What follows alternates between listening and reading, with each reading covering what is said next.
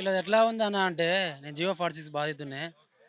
ఓ ఒడ్డు చేరే వరకు ఓడమల్లన్న, ఒడ్డు చేరుకున్నాక బోడిమల్లన్న అన్నట్టు ఉంది. ఫస్ట్ ఏమో హామీ ఇచ్చిర్రు. వీళ్ళు మనల్ని కూసోబెట్టి ధర్నాలు చేపిచ్చిర్రు. ఇప్పుడు నెల రోజులైతుంది తిరిగి తిరిగి ఇప్పుడు ఐదోసారి ప్రజా దర్బార్‌కి రావడం. ఎలాంటి రెస్పాన్స్ లేదు. మరి ఏం చేస్తారో మాకు డౌటే ఉంది దీని మీద. వీళ్ళ యాక్షన్ అయితే కరెక్ట్ లేదు. మాకు సానుకూలంగా అయితే తీసుకోవడం, పక్కకు పడేయడమే ఉంది. ఎమ్మెల్యేలను 10 సార్లు 10 సార్లు కలిసినాం. ఎవరు ఎమ్మెల్యేలను వాళ్ళము. వీళ్ళు యాక్షన్ అయితే తీసుకోవట్లేదన్న. కోర్టు ద్వారా ఏమన్నా అవుతుందో మరి ఏం తెలియదు కానీ వీళ్ళైతే నాకు చేస్తారని అనిపిస్తలేదు. ఇంకొకటి, నాకు 126.5 మార్కులు వచ్చినాయి. 1 మార్క్‌తో జాబ్ పోయింది. ఇక్కడ 80, 85, 90 మార్కులకి ఇక్కడ జాబ్ ఇచ్చిర్రు.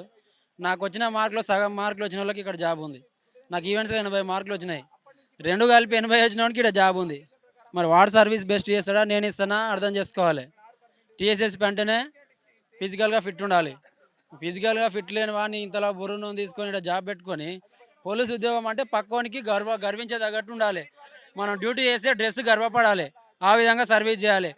ఏముంది కాబట్టి వేరే జాబ్‌లకు ప్రిపేర్ కాకుండా పోలీస్ జాబ్‌కి మూడోసారి ఇది ఫైనల్ అటెంప్ట్ నాది.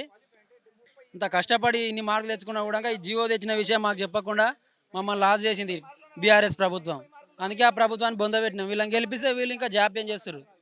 ఇంకొకటి చాలామంది అంటారు అన్న, రంగారెడ్డి హైదరాబాద్లో జనాభా ఎక్కువ ఉంది, పోస్టులు ఎక్కువ ఉన్నాయని. సరే, ఇక్కడ జనాభా ఎక్కువ ఉంది, పోస్టులు ఎక్కువ ఉన్నాయి కదా. ఇప్పుడు పాలమూరు రంగారెడ్డి ఎత్తిపోతల పథకం అని కడుతున్నారు. మరి మీకోసము నా జడ్చెల్ల పక్కనే ఉదండపూర్ గ్రామం ఉంది. 4 గ్రామాలు మునిగిపోతున్నాయి మొత్తమే నామరూపాలు లేకుండా.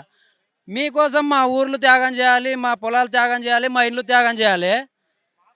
మీకు నీళ్ళు ఇవ్వాలి మేము అంటే ఎవరికి అవసరం ఇది? మీ రంగారెడ్డి జిల్లాలో కట్టుకోండి, తవ్వుకోండి, ప్రాజెక్టులు కట్టుకోండి. మా గ్రామీణ ప్రాంతాలలో మా లాగం చేయడానికి మా పొలాలు, మా ఇండ్లను తీసుకొని మా దగ్గర ప్రాజెక్టులు కట్టి కాలువలు తవ్వి మీరేమో మంచిగా నీళ్ళు తాగుతారా? మంజీరా వాటర్ అని, కృష్ణా వాటర్ అని. అంటే మేమేమో మా పొలాలు లాస్ కావాలి. ఇది ఎక్కడ న్యాయం? మీరు కట్టుకోండి అబ్బా ప్రాజెక్టులు, మీ రంగారెడ్డి జిల్లాలో తవ్వుకోండి. ఎక్కడ న్యాయం ఇది? పాలమూరు రంగారెడ్డిలో 20% మాత్రమే మహబూబ్ నగర్కు నీళ్ళు అందుతాయి. మిగతా 75% మాత్రం మొత్తం హైదరాబాద్ రంగారెడ్డి జిల్లాకే నీళ్ళు పోతాయి. మీకోసం మేమేం త్యాగం చేయాలి?